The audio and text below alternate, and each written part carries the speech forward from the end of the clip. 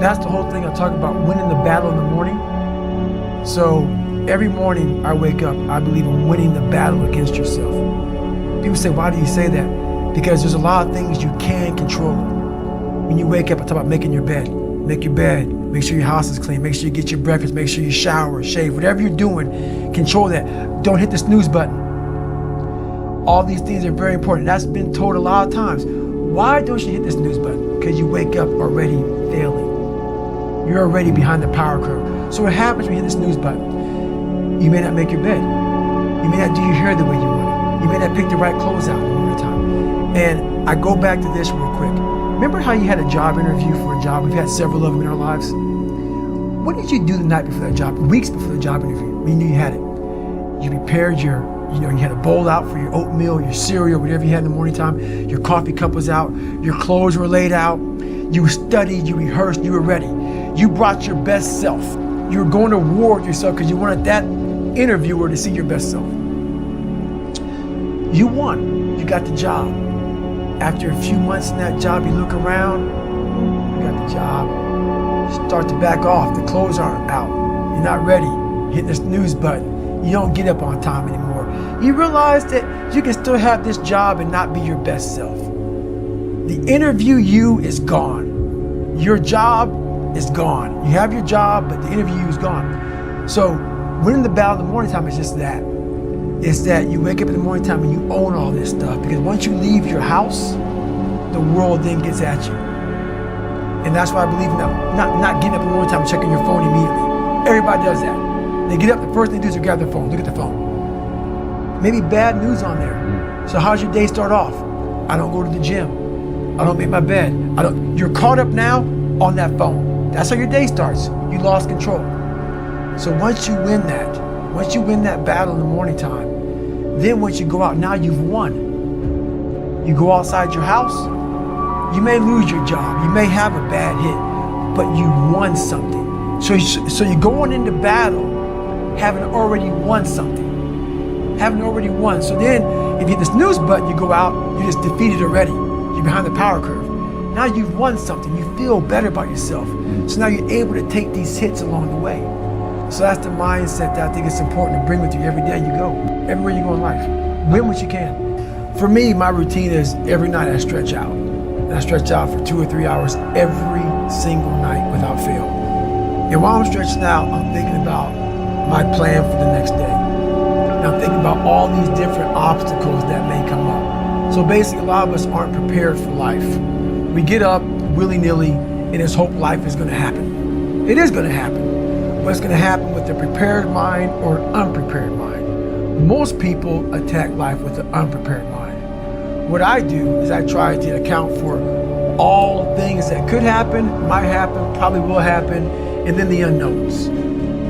So basically, I can't account for everything, but I do know there are going to be some things that come up in life that you need to be ready for. I know for a fact I'm not going to want to work out tomorrow. Therefore, I'm preparing my mind for that. I don't want to do that. I know tomorrow will come with some difficult decisions to make. It may come with getting a phone call saying someone died, this happened, that happened.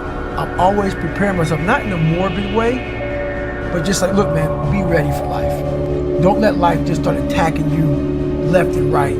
Make sure that you start to build a mental armor, so then you're ready for life. And that comes with a very physical way, and the physical helps out the mental. Well, the thing about it is funny, man, all these catchphrases people always say, failure is a part of life and failure is how you grow. I've said all that stuff before, but it really is a bunch of shit. I'm so tired of hearing all these fucking cliche, fucking goal-setting fucking posters and all that shit. Half the people who write that shit aren't even doing the shit they're talking about. Half the people talk about failure, they're fucking millionaires sitting back in some nice house, whatever the fuck they're talking about. So it makes me fucking nuts. The reason why I believe I can talk on failure is because I'm still failing today, and I'm failing in a major way, and I'm living when I'm talking. So many people who talk about all this shit, they're has-beens. They're people who used to do it back in the day and now talk about it. Are you living it today? So for me, failure is something that you should be afraid of. It should be afraid of, but that's why you should go out there and challenge yourself to fail. Because if you're not failing at something, that means you've set your goals to pass, to succeed at everything you do, which means you're not setting your goals high enough. So for me, okay, I'm gonna go out and break the Guinness Book of World Record for pull-ups. Lofty goal, which is why I failed it twice before I finally got it. I knew going into everything I've ever done in my life, Navy SEAL training 3 times before I got it. Everything I've ever done in my life took me 3 times before I got it. I knew that there was a huge possibility of failure. But what I gained from failure is this. When you see a movie, and you watch a movie about a person who keeps failing, and at the end, they succeed, how do you feel after you watch that movie? I was able to put myself there and say, God, man, how much do you feel now that you finally got there? That's what failure has done to me. I've watched so many things and watched someone succeed at the end of it. It's like, God, I want to feel like that. But failure causes that one feeling. Without that failure involved, you don't have that feeling.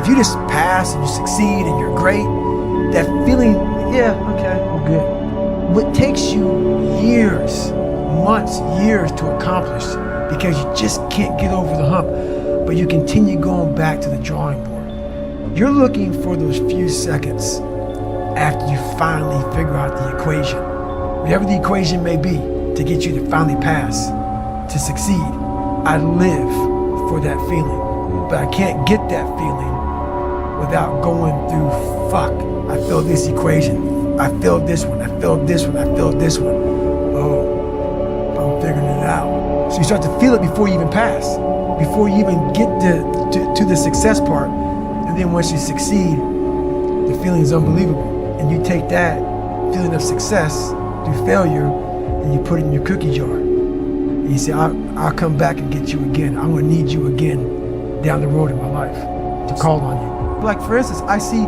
men and women now are almost all the same. I see women carrying bags. I see women opening their own doors. Like this whole world is kind of meshed into one big person. All these customs and courtesies, all these things are just gone. Like, you know, the second that bell rings when the daggone airplane parks, everybody's just up. Versus a man seeing a woman that he's sitting by, say, hey man, is this your bag? It's all these small things, it's all these small self-disciplines. We're always rushing. We're rushing everywhere. We're rushing. People aren't holding doors open. It's all these small things, these small disciplines. Why do you make your bed in the morning time? When I was in the military, I never forgot. It's like, why the fuck are we folding our shirt up this way? Why? Why am I making these hospital corners 45 degrees and then folding my bed back 6 inches, the size of $1? Why am I doing this? All these small things that we do in life are building your mind up for discipline, and all those disciplines are gone. So that's the one thing that we definitely miss is self-discipline. It started off with the Rocky and Rambo movies. You know, those are kind of like my fathers when I was coming up. But then when I finally met this guy named Scott Guerin, this guy that fell off it, you know, he had a parachute accident. A guy crashed through his parachute and he fell 13,000 feet, pretty much to his death because his parachute collapsed and he fell 120 miles an hour to the ground. I mean, that picture in the book. It's disgusting, right? And so he hit the ground, and I met him a couple years later at this CAP, Civil Air Patrol camp. And I'm sitting there, and no kid was like amazed by him. You know, it was like, okay, this is a great story. I'm a kid, let's go. I'm sitting there, he comes out, and I was amazed by Rambo. Like at a young guy, like, oh my God, this is the real Rambo. He came out, he had, you know, he got his throat cut open, to open up his airway. And so I saw he got trached, and I saw all these different things. I was like, my God, he came out talking all like Clint Eastwood, and he shared the story, and he's all hardcore. And I started following this guy, but he didn't know I was following him. So for a week long, he did push-ups and flutter kicks, and I was like, man, that is the real Rambo. I was looking for strength my entire life. I didn't have it. I was a really weak kid. My dad beat the living shit out of me and took I was strong as a young kid. But me protecting my mom for so many years in that house, my dad made me very afraid because he beat the shit out of me every time I went at him. So in that, I want every man wants courage. Every man wants strength. At least this one does. So I found it in every way possible. And when I see a strong guy, I was like, okay, maybe he can teach me. So he didn't know anything about me. So So time went on, I left school, you know, and then this guy was in my mind. We had zero money, man. Like at one time, we lived in a $7 a month place, government subsidized apartments. Now we live in like a $200 place at this time. I searched, I went on a $500 phone bill. And back then, dude, and having no money, my mom wanted to kill me. I was in search of Scott Guerin. Yeah, no Google, no internet. Google, no nothing. Just randomly calling up bases. Air Force bases, man. Calling up Air Force bases, man. Hey, do you know what Scott Guerin? What do you mean? I'm like, who's Scott Guerin? I'm like, he's a pararescue man. A what? Because, you know, pararescue men, you know, there's not a lot of them. So I started getting, okay, there's a PJ base here, a pararescue base here.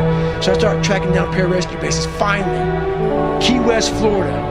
He's a scuba instructor down there in Key West, Florida. I leave a message. He calls back, gets a hold of my mom. I'm like, I cannot believe this guy called me back. My first question to him was, hey man, can I come stay with you for a week? He's like, who the fuck are you, man? He didn't know who the fuck I was. The guy let me come stay with him for a week. I think he said about 4 words to me in the entire week. We PT'd together, and I didn't need to hear a word from him. He didn't talk a lot. He was an instructor. I would go to school or to scuba school with him. He would instruct. I sit on the couch for 10 hours. Sit in the lounge on the fucking couch for 10 hours. He come back, pick me up, we go for a run, he'd go home. We ate fish every fucking day because we had to go out in the ocean and hunt, you know, like go lobster hunting. I hate the fucking water, I was scared to death, but this guy went in, so I'm going in. And I left there with just one big thing. That's what I want to be. If I was born with a silver spoon and everything was given to me and life came easy, but knowing where I came from and where I'm at now, just because I was able to crack open a few more doors, that's what's disappointing for me, for other people. You know, so it's not that I want to live there, I know I can go there. And once again, I know other people can go there. So I guess that's the thing with me, is I know I have the ability now to go to a place that's very, very hyper-focused, that I can accomplish some pretty amazing feats. Not because I'm amazing, because I allowed my mind to be open-minded for the possibilities of what can I achieve. Most of us fail in life because we're afraid of what everyone around you is thinking. That's 100% truth. So we live by the narrative of other people. When I first called a recruiter to be a Navy SEAL and I was 297 pounds, the first recruiter looked at me and said, "You're not going to be able to make this, man." So what he was doing was he was projecting his energy on me. He knew he couldn't be a fucking Navy SEAL. So God help this black guy, because I was only the 36th African American to make it through in over 70 years. How's this black fat guy gonna make it through in my ass? He wouldn't even want to try. So he's projecting this. So a lot of us who are negative people, all we do is project how we feel on other people. So what happens is that there's a lot of negative people walking around the planet Earth who are afraid to try. Because a lot of people are very negative in this world. So we are afraid to fail. Why? I told you, man, you shouldn't even try it, dude. Just chill out, relax. Why are you so crazy? Why are you so obsessed? So all that stuff drives the quitting mind, I call it. The mind wants to quit. The mind's tired. The mind's tired. The mind's deserving. The mind thinks it's very deserving. So yes, the biggest problem in this world is other people, not yourself. It's other people in your head. They are puppet mastering you pretty much on your life. Because I realized once I was talking to myself the right way and all this shit wasn't in my mind, wow, I went from this piece of shit kid who thought he was dumb, not successful, insecure, who stuttered when I first saw somebody, to a person who can now do all these things just because I now control my own mind. When you get to the point where you really fucking don't care, you're dangerous. You become very, very dangerous. I'm not saying don't care like, I don't care if I do that. No, when you don't care about other people and how they view you, about how you walk, how you talk, how you dress, where you want to go with your life. You know, growing up, I didn't want to tell anybody I wanted to be in the military. Because why? Some of my black friends, I was afraid of what they think. I was afraid of what other people thought about me. So now, when I go in the military, I didn't know you want to fucking join the military. Yeah, I ain't tell you because I was afraid of what you thought. Once again, man, you're allowing other people to shackle your mind. It's the worst thing in the world. Do you think you could go the other way and maybe become a bit cold if you don't care what anyone thinks? You're fiance, your kids, you know, they're not the people around you, don't care what they think? See, that's the thing about it. You have to have an understanding of what not caring means. If your fiance and your kids don't believe in you can't care what they think. That means you chose the wrong support staff. There has to be, so that's why a lot of people don't understand one another. Your support staff has to be like, if I want to go out and do whatever it is, my support staff is, my fiance. If she's like, you know what, I don't think that you should be doing that, I have to take it, why? So I can be open-minded. So why are you saying this?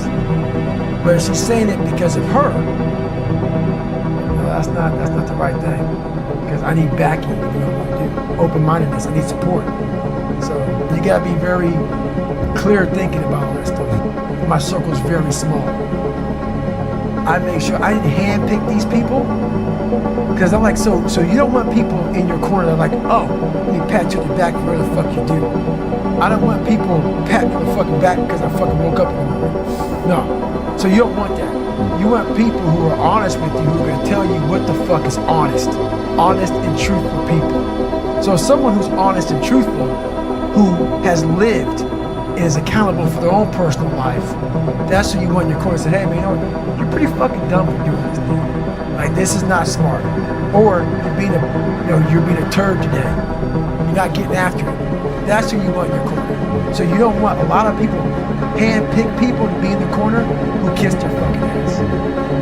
You don't want that. So you're very selective of who those people are. I'm selective. Yeah, but you'll listen to those people. You have to. Yeah. You have to. So one of my best qualities is I'm open-minded to the right people, but I don't respect a lot of people. Because how am I going to respect you if you're not fucking grinding every day? And I don't mean working out, getting to the gym. Really going out there and grinding. So if you don't know how I'm living my life, how am I going to respect you? So you have to be a hard worker, period, die. You gotta work your fucking ass off. That's where I gain respect from you. So if you're working hard every day, now you have an opinion in my eyes. But if you're just a guy who talks shit and you live this fucking life of talking shit, come on, dude. I understand one thing. It is talking shit. But if I see you every fucking day of your life trying to be better, every day, going through all the wickets to be better, you got my attention. I respect you now. So respect is the first thing.